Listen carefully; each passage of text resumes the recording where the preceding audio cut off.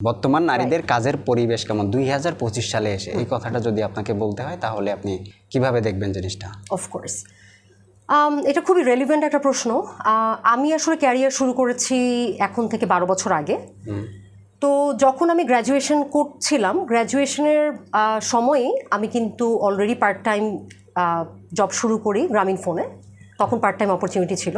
তো তখন থেকে আমি বলবো যে আমি যখন থেকে শুরু করেছি তখন থেকে আই উড সে যে আমি কিন্তু একটা পজিটিভ এনভায়রনমেন্ট দেখতে পেয়েছি। কারণ আমি যে অর্গানাইজেশনগুলোতে ছিলাম, আই উড সে যে it was very women friendly organisation, এবং অবশ্যই কোম্পানি পলিসি ওয়াজ দেয়ার।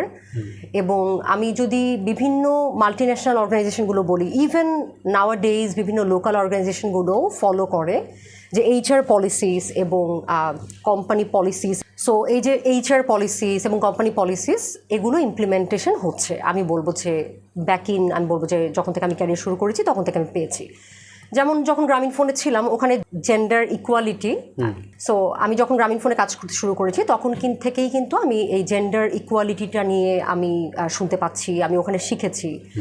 আমরা ছেলে মেয়েরা সমানভাবে কাজ করতাম, একই ধরনের ট্রেনিং অংশগ্রহণ করতাম। এবং আই উড সে যে আমি আমার টোটাল ক্যারিয়ারে মানে মেয়ে হওয়ার কারণে ওরকম কোনো নেগেটিভ সিচুয়েশনের সম্মুখীন হইনি ফরচুনেটলি।